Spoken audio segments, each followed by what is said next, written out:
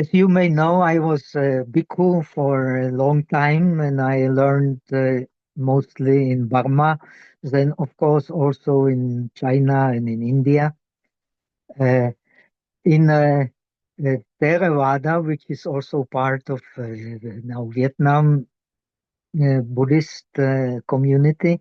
In Theravada, when we learn Buddhism, we start learning the concepts of Buddhism. What is a skandha? What is the ayatana? What is the dependent origination? What is Four Noble Truths? And so on. This is how the Buddhists start learning in Sri Lanka, in Burma. Hmm? Now, in in Tibetan Buddhism and in Chinese Buddhism, similar. Hmm? The Buddhists start learning by learning how to develop faith. Hmm? Faith is the first step in learning. So this is a difference. The concepts are not so important. The faith is most important. And the faith, for faith also, to have deep faith, you have to study. And what you study, the philosophy, is the non-dualistic philosophy. It is a question of uh, not having a real subject and object, but subject and object in one way. It is very difficult to understand subjects and objects. They have to be learned as something which exists together. We don't see it because it is very difficult to see that the table in front of me and I are not quite a different thing. Hmm? But this is where you start in Chinese Buddhism, in Tibetan Buddhism. And for that, of course, in order to understand that, you need concentration. And when you have concentration, you start to understand that things are that happen in the mind are more important for a meditator than things that happen outside. Even so, they are inseparable. The inside is very important because we understand when we are practicing Buddhism, we try to understand and eventually understand things from outside, things from inside, sorry. Hmm? When we understand things from outside, then the things from outside, when we understand things from inside, things from outside seem to be quite different. When we understand things from outside, things seem to be different. When we understand things from inside, things also start to be different. And the learning in the Chinese Buddhism, Tibetan Buddhism, same. The learning starts with the determination, adhimukti in Chinese, shentie. I don't know how they translate, must be same word in Vietnamese. Shentie. Shentie means we are determined, we resolve, we decide.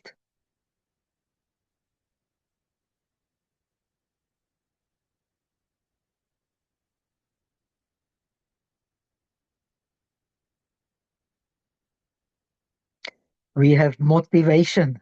Without the motivation, we don't do anything. We need motivation to do something. We need decision to do something. We need resolution to do something. Hmm? This is very important. So the resolution in the Mahayana Buddhism, in Bodhisattva path, is the bodhicitta. You have learned with Rinpoche. What makes a bodhisattva is a bodhicitta.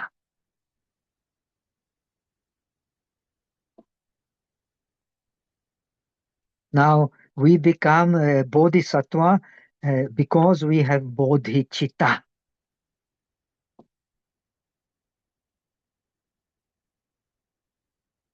And the path of bodhisattva is to realize bodhicitta. From the beginning to the end, we strive to realize bodhicitta.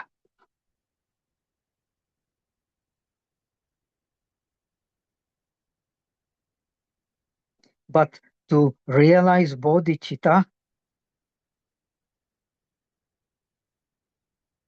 we need to have what is called in Sanskrit ashaya. In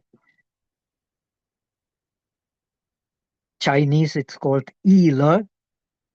E means mind, le means happiness. Le. Mind needs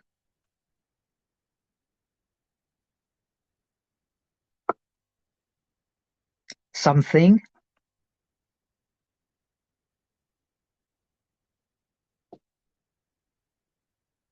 some motivation, some resolution that makes it happy. And for the Buddhist, the happiness is pure mind. We study Buddhism because we aspire, we have motivation for the pure mind.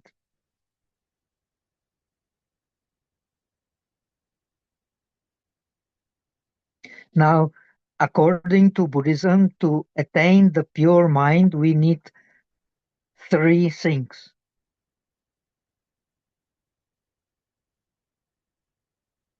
We need, first of all, resolution, motivation, decision.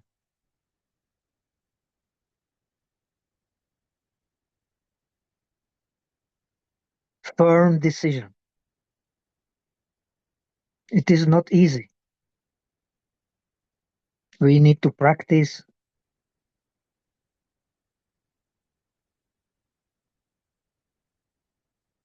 When we have a firm decision, our faith can succeed. If we don't have firm resolution, our faith cannot succeed. Impossible.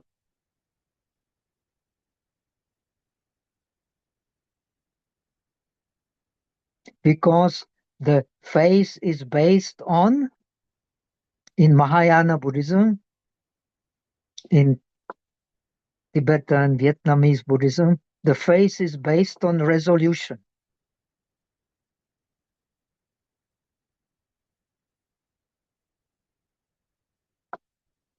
No resolution, no faith.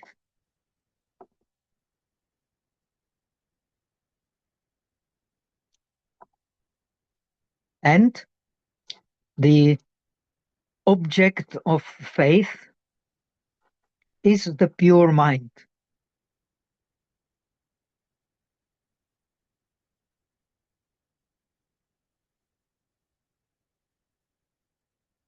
And this pure mind is realized by non-differentiating wisdom.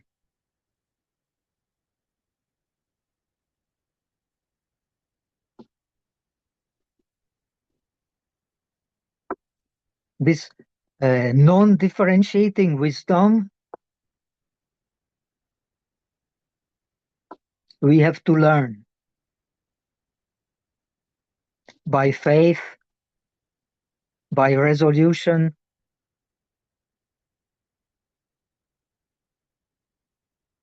and the base for this training in non-differentiating wisdom, what Rinpoche must have taught you, in resolution and in faith, is concentration. If we don't have concentration, we cannot have non-differentiating faith, not non-differentiating wisdom. We cannot have resolution, and we cannot have ripeness in faith. We cannot have true faith without concentration.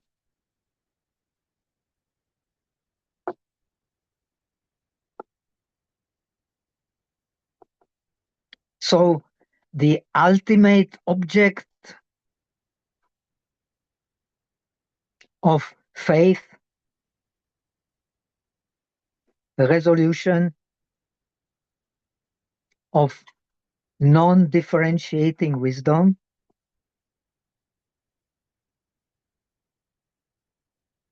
is the ultimate reality, the first truth.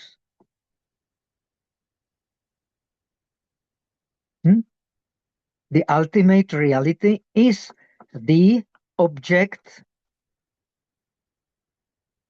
of faith, of resolution,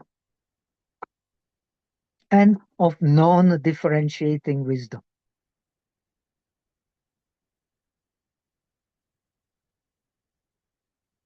And it is also the ultimate object of training,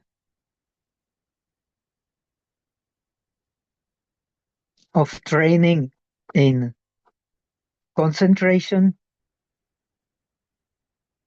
and on training in wisdom.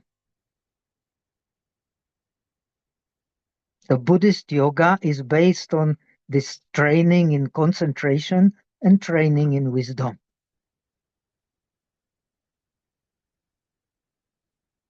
And this training in concentration and training in wisdom, they are based on, you must have learned, on moral discipline, on ethical discipline. The ethical discipline is the base for the pure mind. We cannot have pure mind without ethical discipline.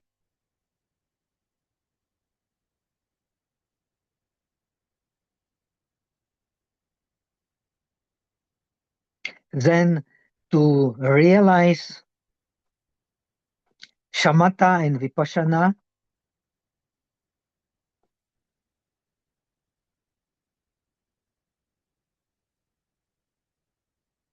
then we learn shamatha and vipassana with different objects,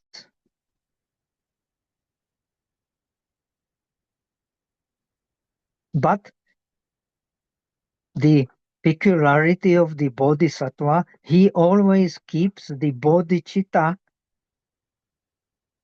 as the ultimate object of shamatha and vipassana. The shamatha and vipassana ultimate object is bodhicitta, realization of bodhicitta.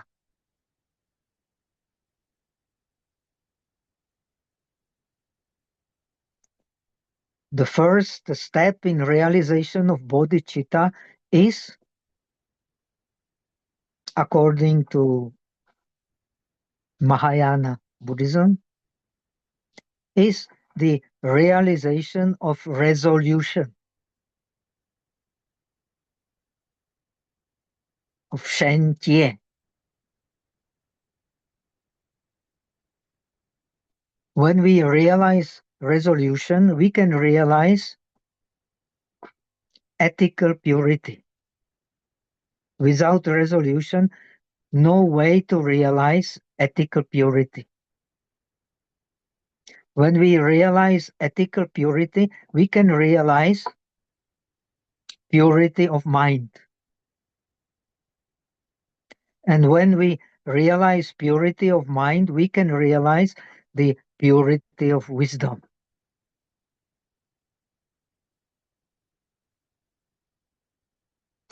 This is called the wisdom body. Wisdom body is the Buddha. Wisdom body is the aim of bodhicitta, of the Bodhisattva practice.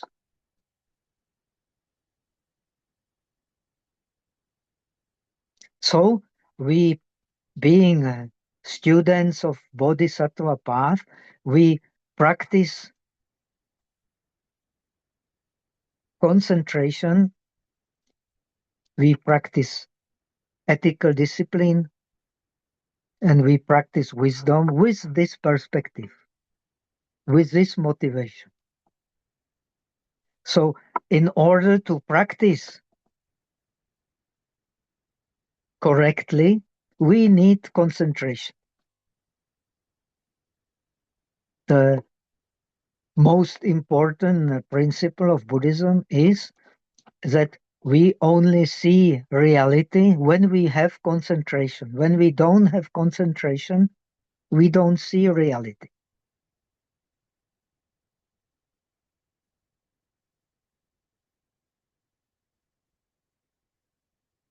Now, for a disciple of Buddha, reality is many realities. For a student of the Mahayana Buddhism, student of Bodhisattva path in Vietnam, in Tibet, the aim is not many realities, but one reality.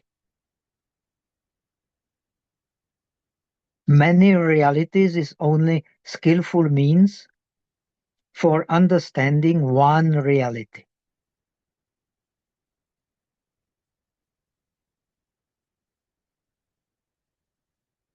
So this should be kept in mind for understanding your training in concentration, in samadhi.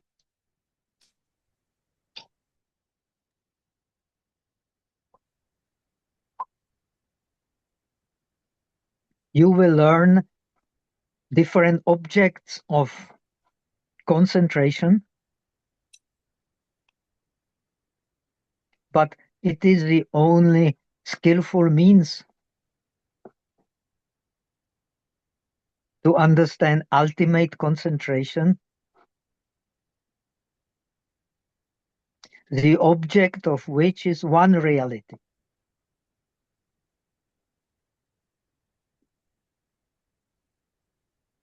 So this is a difference in approach which you have to understand very clearly. But now I will teach you today two objects of concentration.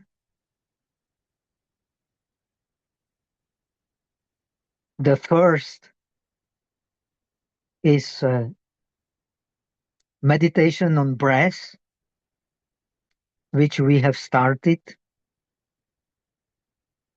And second is meditation on love or friendship, as it is a literal name in Sanskrit. Maitri or metta. Two meditations very complementary to each other. So today I will teach you these main steps in becoming familiar with these two meditations.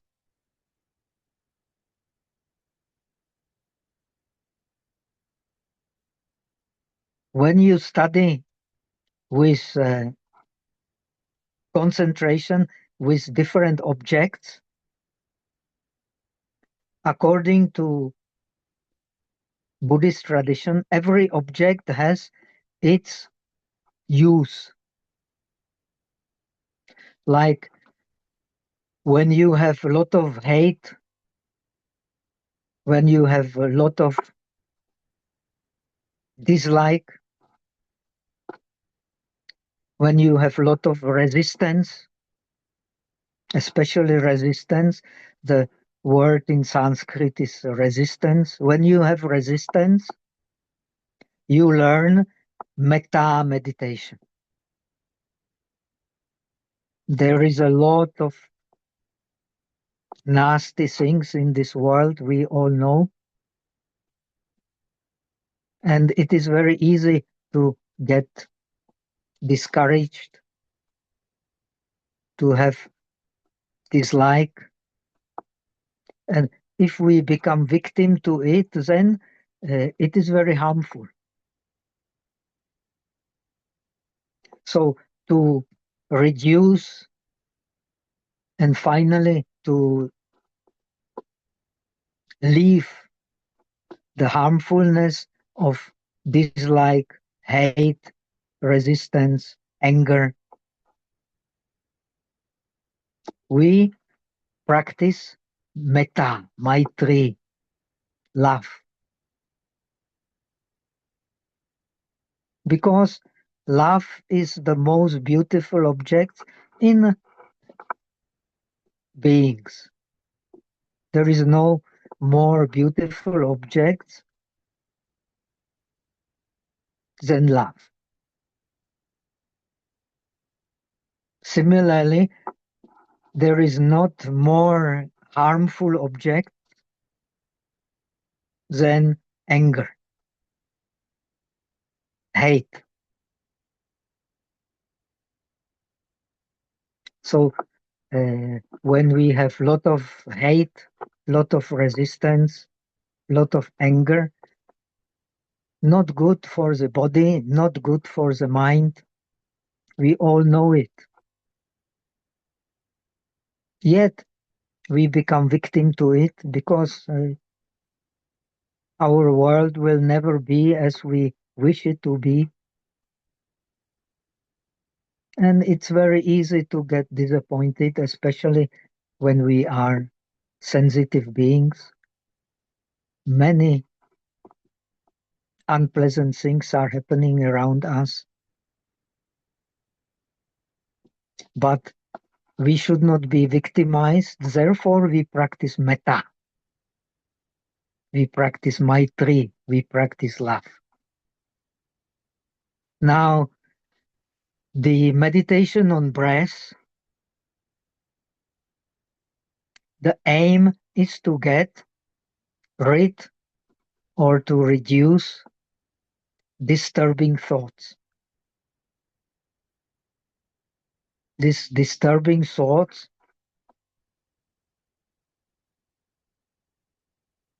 or thoughts altogether, when we become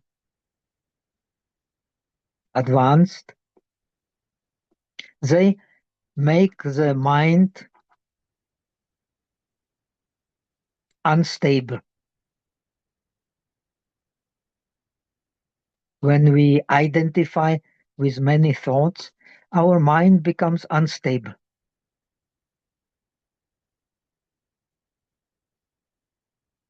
The thoughts themselves, they are harmless. But the attachment to the thoughts, grasping at thoughts, grasping at thinking, it is harmful.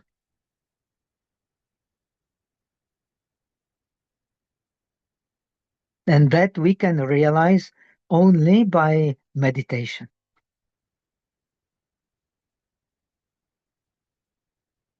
According to Buddhism, we don't grasp at the reality.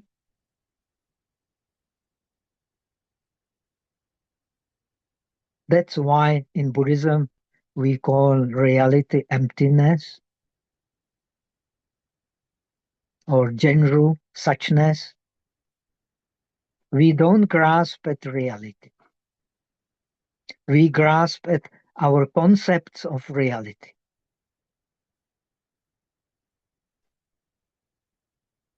And the concepts are objects of our thinking.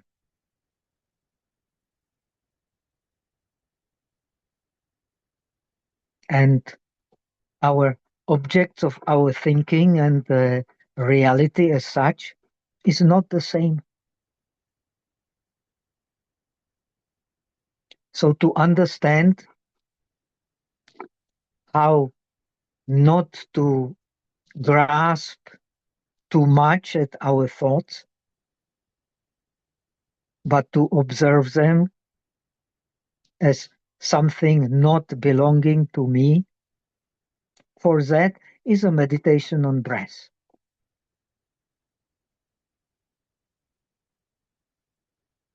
And the meditation on love is also for not grasping.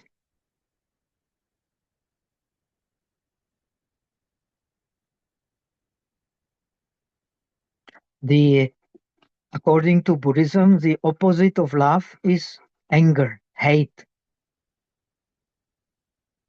But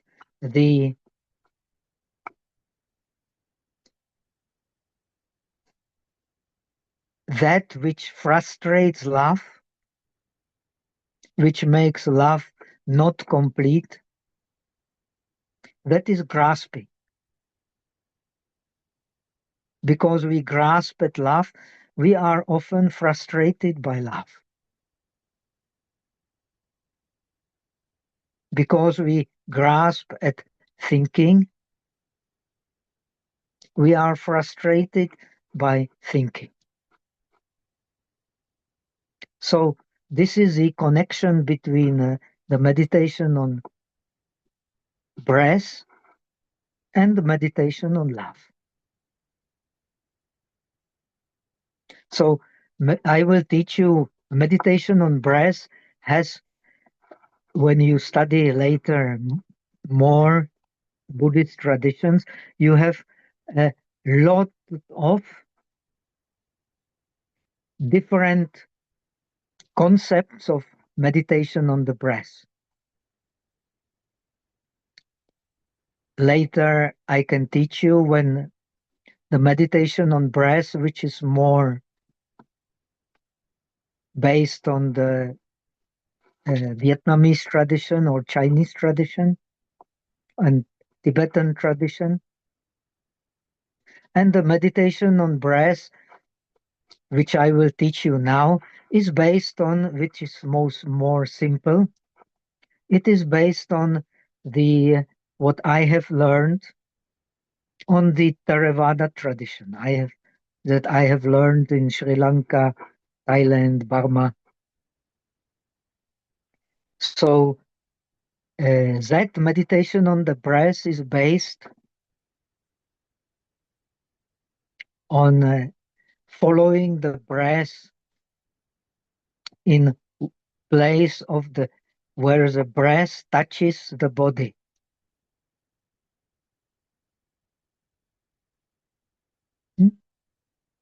Where the breath touches the body, we follow the breath. We don't follow it inside the body. We don't follow it outside the body. We concentrate on it where we feel the touch of the breath. The most convenient place is around the nostrils because the breath goes inside the body from the nostrils and goes outside the body from the nostrils. It is very easy to notice when we breathe in, the breath is cool. When we breathe out, the breath is warm. This is very easy to notice. Then we pay attention either when you have a long nose like the most of Europeans do, then on the top tip of the nose or on the upper lip where you feel the touch of the breath.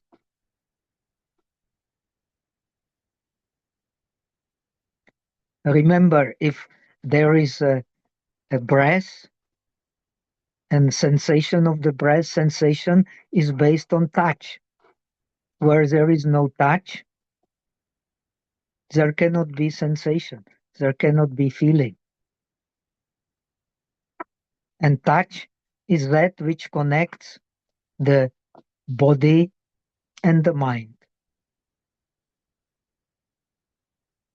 So remember, where you have touch of the breath, you are, so to say, connecting the body and the mind. The mind observes and the body is observed. The breath also belongs to the body, but it does not exist without the mind. When we die,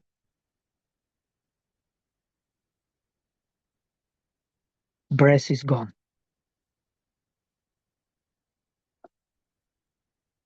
So we have breath and we have touch of the breath. Now, the sutras explaining meditation on the breath explain the first step is satova asasati, satova pasasati. He breathes in mindfully, he breathes out mindfully. Breathe in mindfully, breathe out mindfully. What means mindfulness? Mindfulness means that your object is clear and your mind is clear. That is mindfulness. When your object of attention is not clear, when the mind is not clear, you are not mindful. And when you are not mindful, we have learned the last lesson, either your mind becomes dull or your mind becomes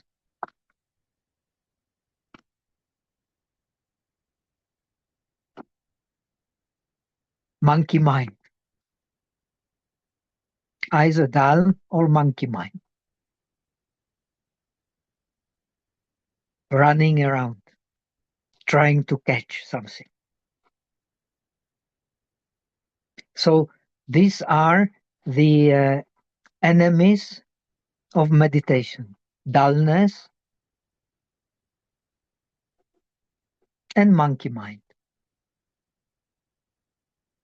You can be very clear, but if you have monkey mind, that clarity will not help you. The clarity will only help you when you are aware. So the job of mindfulness is to conduct you, to lead you to awareness. This is the job of mindfulness. And the job of awareness is to purify your mind. That's why we started with these 5 obstacles to purify your mind from clinging, purify your mind for resistance, purify your mind from lethargy, and purify your mind for distraction, and purify your mind from doubts. This is called purifying the mind.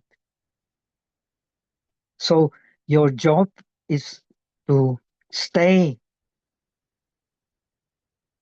with the place of touch of the breath, not to follow it inside the body, not to follow it outside the body, but to stay with mindfulness and awareness of the breath in one place. So your mind will train in one-pointed concentration. The condition for this training is your body is in a comfortable and a straight posture. If you don't have a comfortable and straight posture, your body will either sink or it will look for other objects.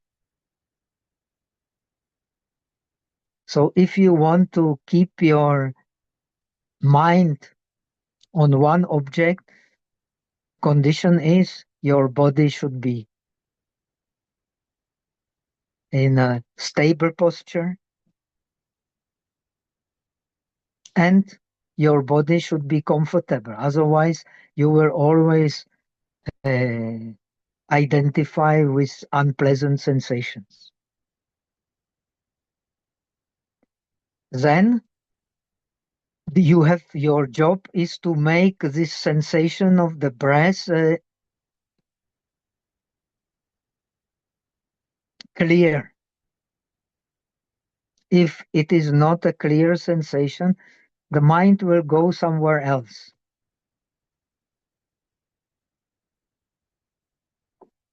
The mind will stay with the touch of the breath only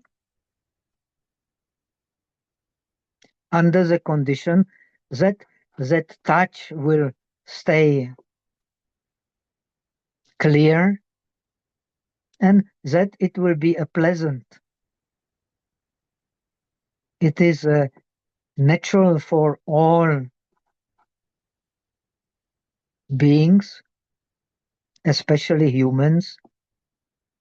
We stay with that which is give us a pleasant touch, and we want to go away from that which gives us unpleasant touch. This is natural. So in order to stay with the breath, your touch with the breath has to be a clear object and a pleasant object. This is your training. So you don't follow the breath inside the body, you don't follow the breath outside the body, and you try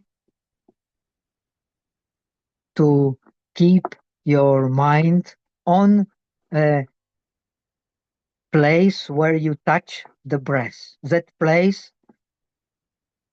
you should create, that place should not be too a big place, otherwise your mind will get distracted.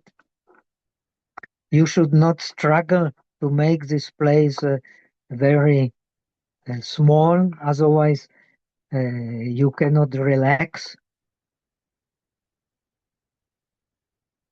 If you try to make one-pointedness by force, you will never succeed. Impossible. You can only succeed in one-pointedness when you don't struggle by force, when you keep your mind on the object by mindfulness. I have explained it last time. This is your job. It will take some time, but first you will try by what we have called the forceful attention. But having yourself experience that forceful attention will not help you to make your object clear and pleasant. So slowly, the mindfulness will crystallize. It will become clear. When the mindfulness becomes clear, you can relax.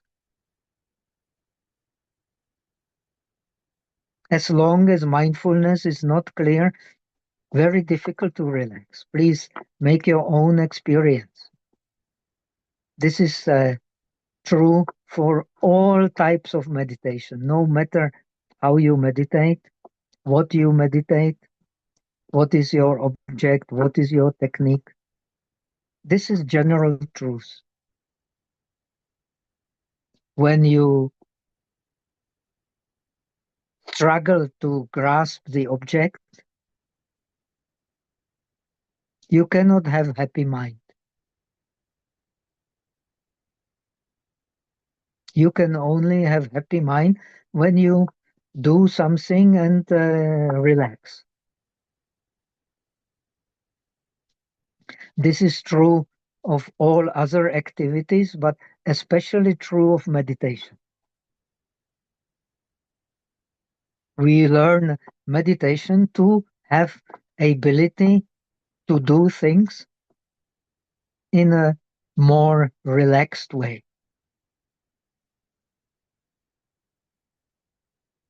To see very clearly that actually the true happiness comes not through grasping, but through non-grasping.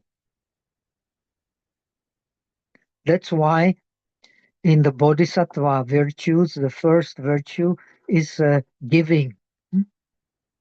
We want to give rather than take. That makes us happy.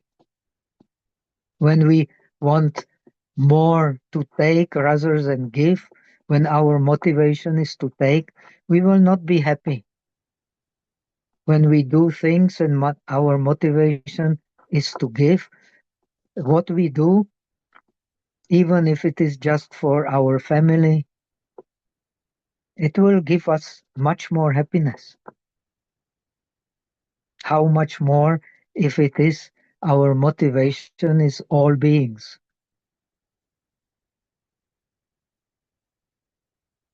Even in the company, when your motivation is to benefit your company, you will work much better. If your motivation is just to benefit yourself, you will not work so well. This is nature.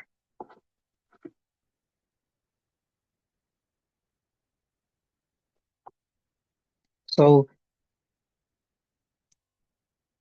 you will work much better in cultivating mindfulness, cultivating awareness, when you learn at the same time the correct motivation is not to grasp the breath, but to stay with the breath with mindfulness. When the mindfulness is clear, the breath will be clear and will become a pleasant object. When the mindfulness is not clear, the breath will not be clear and it will not become a clear object. It will not stay. So, for that, we need some practice. It will not come from day to day. That is why the continuity and regularity in practice is a key for really benefiting. So the best is to fix some time. If we continue when I have come back, then we can do it also together. We can fix some time, at least to give it 15 minutes. The best is 15 minutes several times, at least 2 times, 3 times, 15 minutes.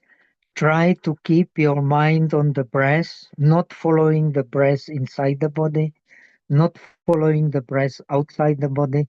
Keep it on a place where you feel the touch of the breath around your nostrils, on the upper lip, maybe the most convenient.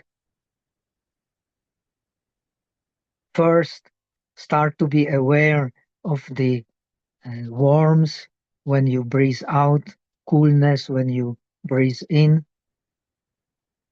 Then, eventually, when you concentrate the mind, the breath will become more and more mental object, not just physical object, but a mental object. Because training in concentration, training in wisdom is a mental training.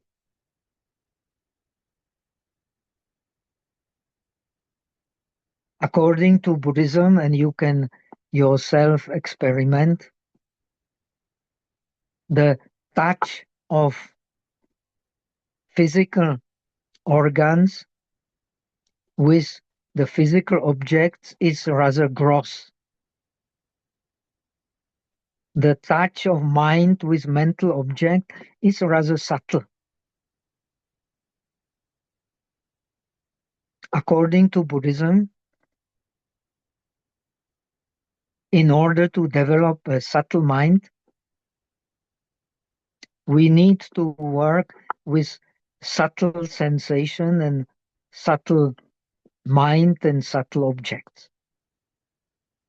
Subtle sensation depends on subtle mind and subtle touch. If the touch of the breath with the body is not subtle, then it will not be pleasing. According to Master Zhi, the most important master of the Tiantai tradition, the breath conducive to samadhi will be uh, silent. You cannot hear it. It will be smooth, not rough, and it will be continuous. 3 conditions.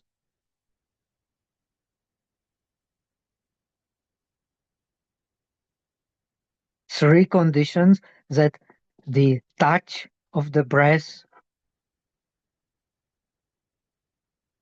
the mind observing the breath,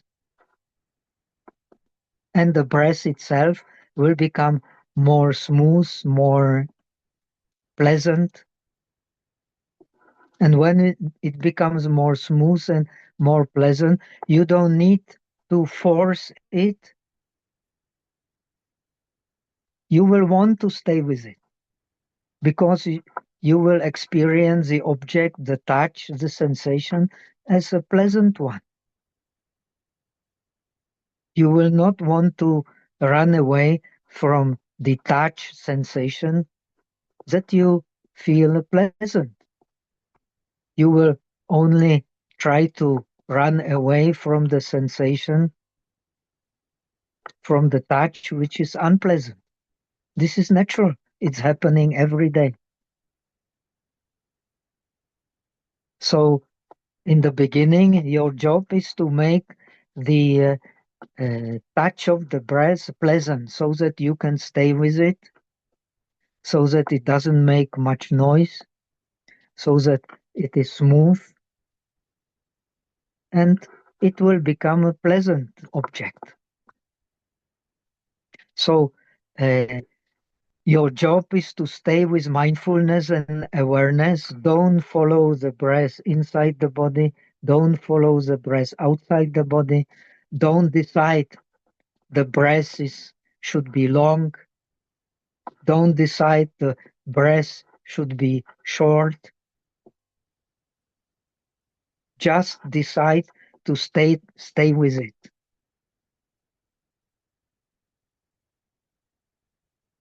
And in the beginning, when it is difficult, so try not to be discouraged. Just do it. And do it regularly, at least 2 times a day. 15 minutes, if it 15 minutes become more clear, try half an hour, 20 minutes, half an hour. So that you get accustomed to be just observer. You don't force it. You don't want it long. You don't want it short. But you observe. And as you observe, without judging, naturally you will attune to mindfulness. Naturally, you will attune to mindfulness. Mindfulness does not judge. We do judge, and because we judge, we are often separated from reality. That is very important.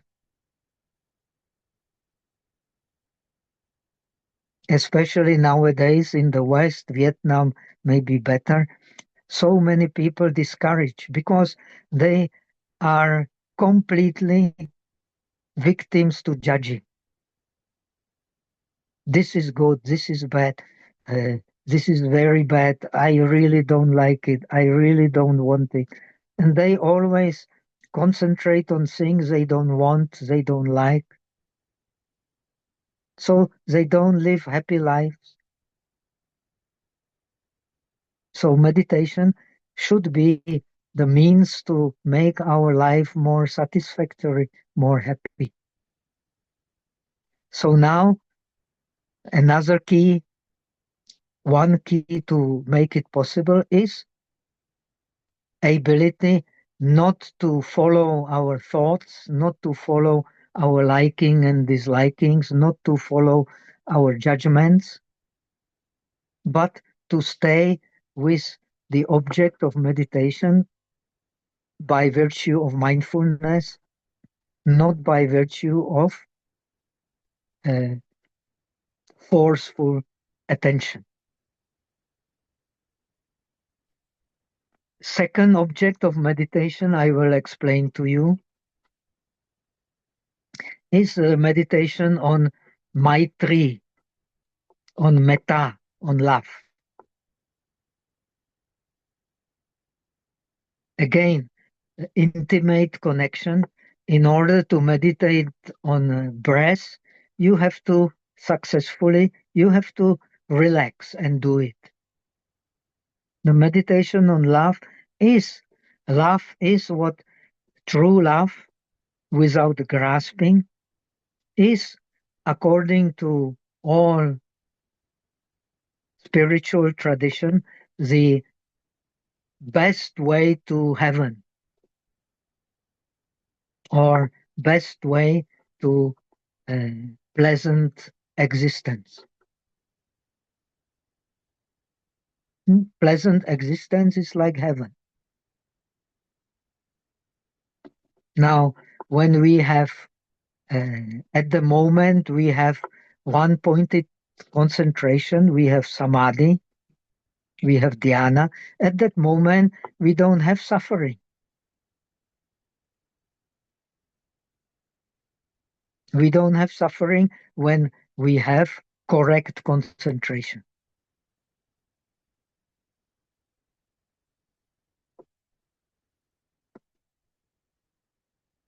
And that which prevents us from having abandoning forceful attention also is relaxation. And that what relaxes most is love. When we can laugh without grasping, we are happy and satisfied.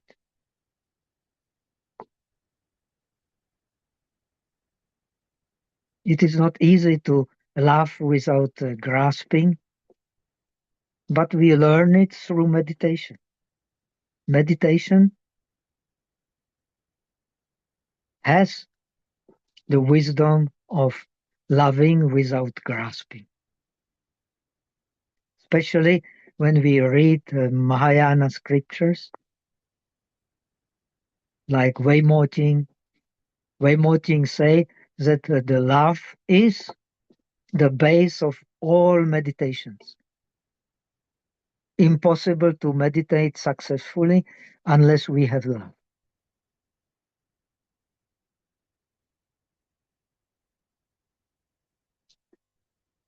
This is difficult to understand, but we have to see ourselves if it is true or not.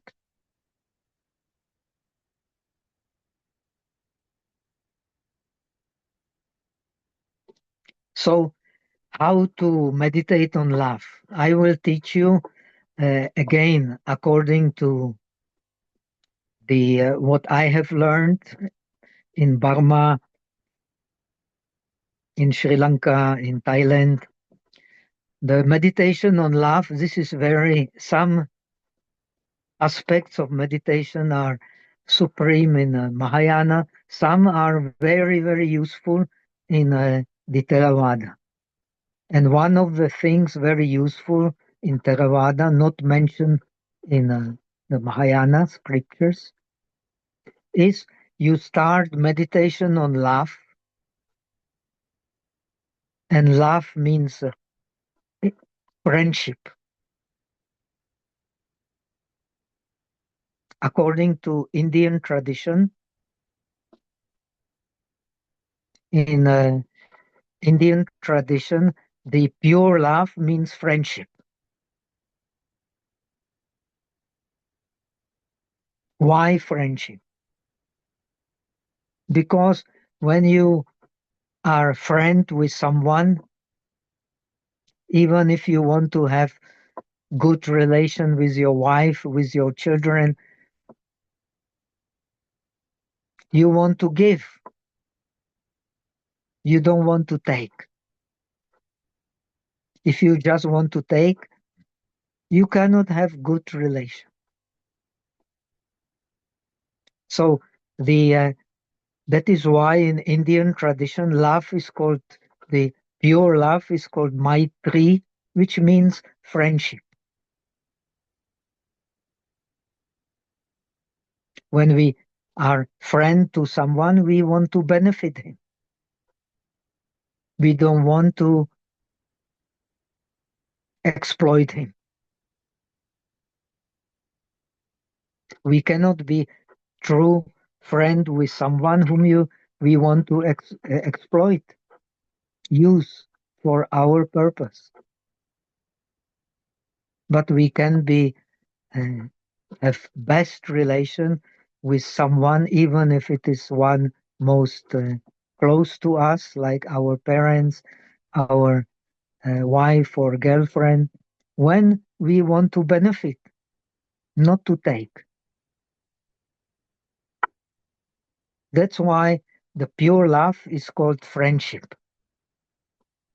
And to be friend with the world, according to this tradition that I have learned, we have to learn the supreme lesson how to become friend with ourselves. It's really not easy to become friend with oneself. We have to train, especially here in the Western part of the world. There's so many people dislike themselves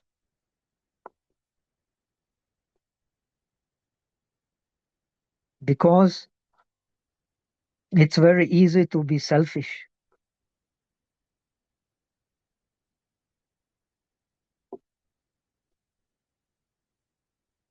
So this love is called friendship, and the first step in cultivating friendship is to cultivate friendship towards oneself, because how we think, how we behave, how we speak depends on our mind, and our mind is what we are.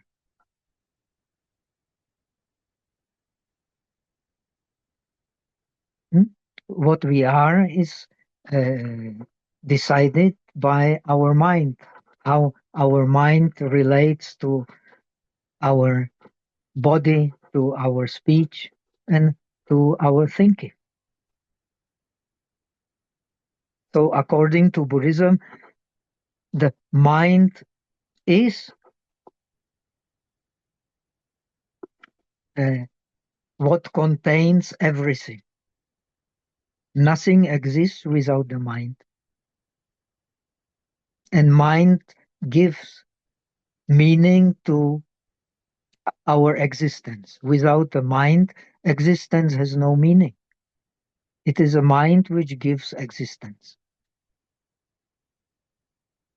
And the most satisfying meaning of existence that is in all religions is love. When we laugh, we have the most satisfying existence. This is what is literature about. This is what are songs about. Hmm? When we have meaning in life, we have love. That is the easiest meaning giver. And we should give meaning to ourselves, and that meaning to ourselves we can also find in love when we learn to to be friend with ourselves. We can. It is easy to become friend with others. We want to be friend with others. When we are not friend with ourselves, it's a hard job, very difficult. Only when we find the friendship with ourselves, we can have a friendship with uh, everybody, starting with those who are near, and then with all beings and with all the world. So, in this is peculiar to the Theravada tradition, and this is very useful. We start learning love with oneself being the object.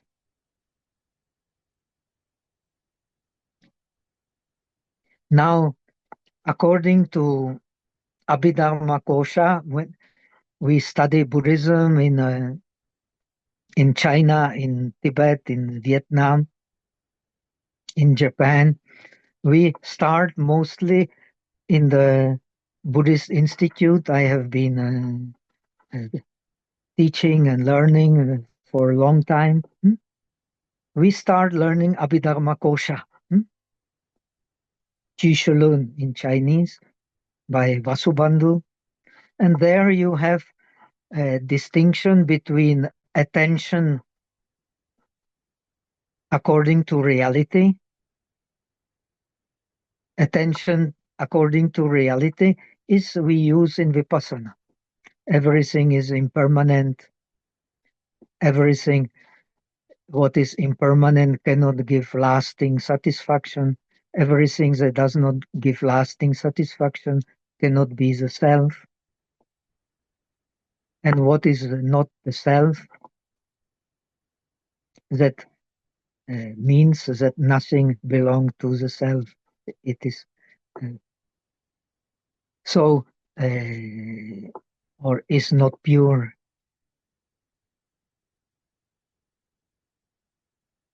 So, in Theravada, then we practice that what is true are the five aggregates, the six inner bases, six outer bases, and so on. This is like a true, so many, many truths.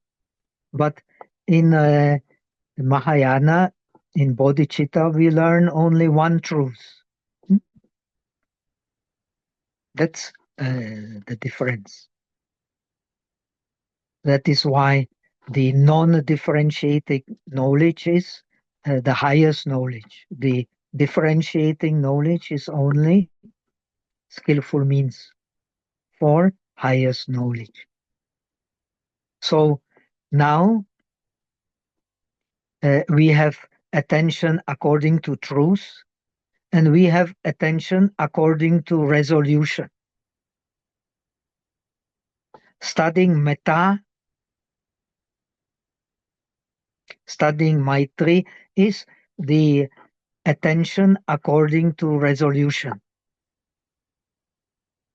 We determine and we see according to our determination.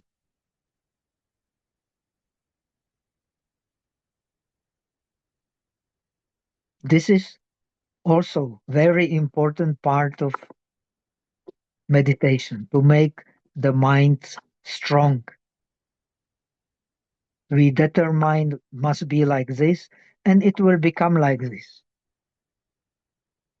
So the determination of metta is I have no enemies, averi homi. I have no anger, avero homi, abhyapajo homi. I am without enemies, I am without hate,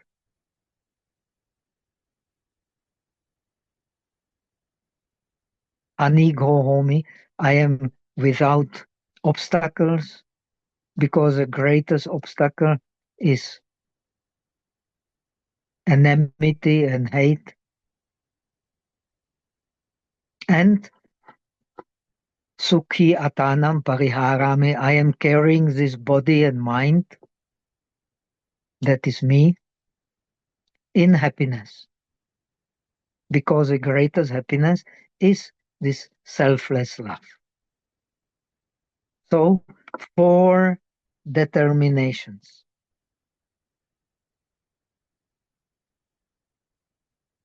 I have no enemies. I have no anger. Because I have no enemies, I have no anger. Because I have no anger, I have no obstacles.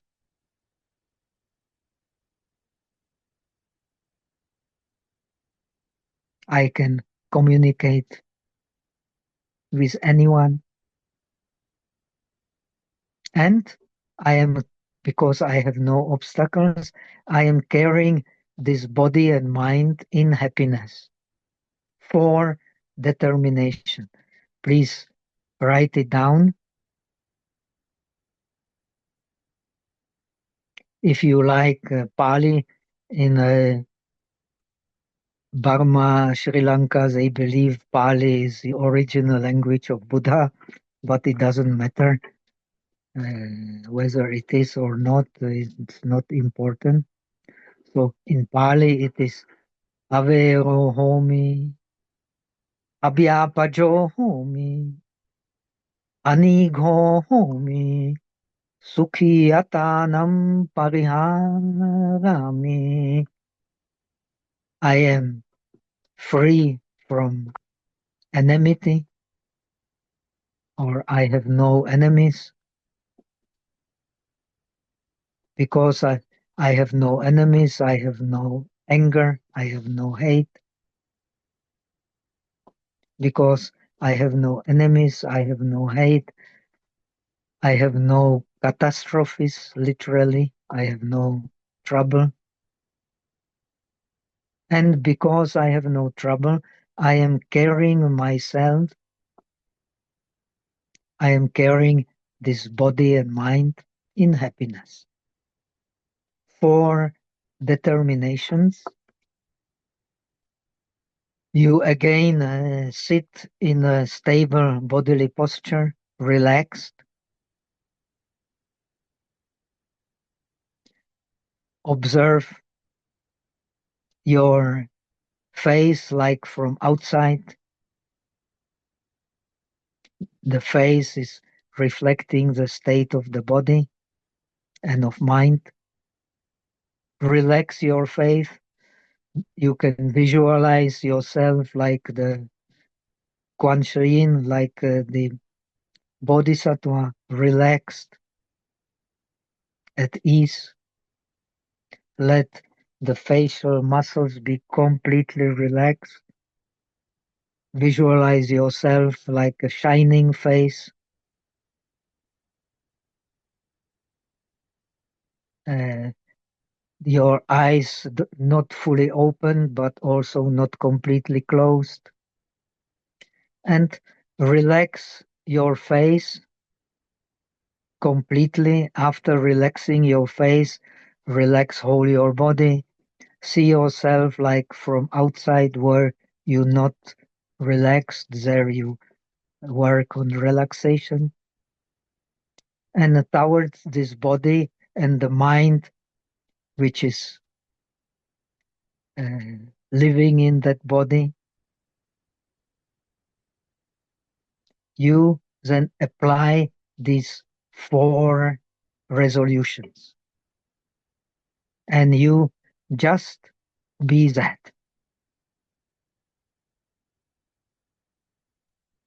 When you go to sleep at night, when you lay down, you can again visualize your body and mind in relaxation and apply these 4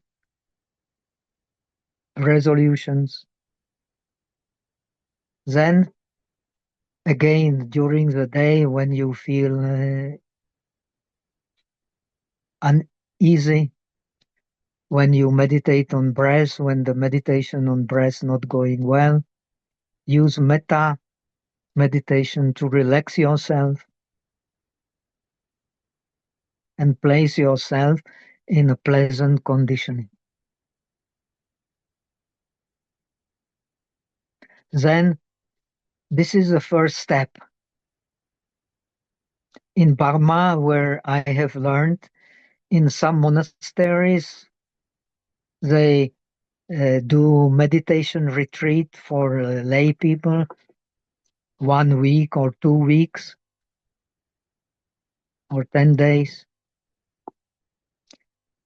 Half of the time is devoted to the meditation on oneself, to make oneself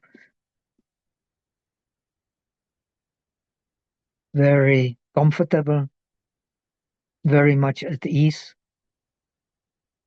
And then you go to the next stages. Next stages is, well, best we will learn after I have come back, because otherwise, next is to put your mind outside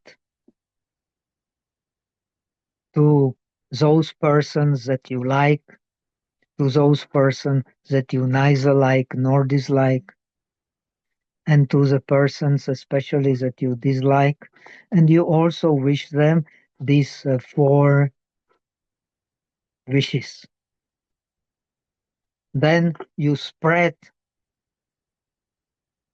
this resolution to slowly, step by step, to all beings. These are the three steps. When these three steps are work, you are used to them, then you learn how to develop deep absorption on metta. But the best is to learn deep absorption on breath first, because the breath object is very clear. And you just stay with the touch, applying your mindfulness and awareness to the touch. So this is your homework. Uh, this homework should keep you busy during the time I am not available. If I have the SIM card, then we can communicate probably even when I'm in Brazil. Brazil is very far again. Now we are separated by 7 hours difference. If I'm in Brazil, then four more than 11 hours difference. But anyway, we can, if there are any questions, you can tell Ogen, and Ogen will have, or you will have my telephone number. So if there are any obstacles, any questions, we can go to them regularly. After I have finished my teaching, I have to do a meditation teaching course in Brazil first, in the center of my old friend. And then I may teach in one Tibetan center for just short, and then I will have time. So maybe after 1 month before I return, we can still communicate. We can keep in touch with through Ogen, and so we can go through some questions and obstacles which may appear. And now, if there are any questions, even though our time has passed more or less, we can still prolong because it is a last day. So please, if there are any questions, let me know. Whoever collected the questions, it was Ogen, but he's not here. So without Ogen, if he has anyone who has any questions, please don't hesitate, ask me as long as I'm here on the line. No one asking anything? No questions written down?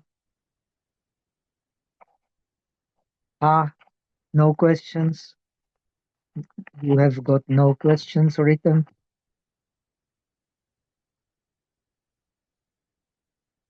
Okay, so you have a lot to practice, and maybe after 1 month we can still communicate somehow. If there are any questions, we can go through them. And now we just transfer merit for the benefit of all sentient beings.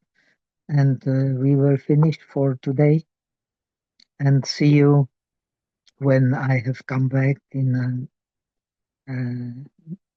like towards end of March. It will become much more. It will become more pleasant here. I will show you how it looks like in my place. All snow.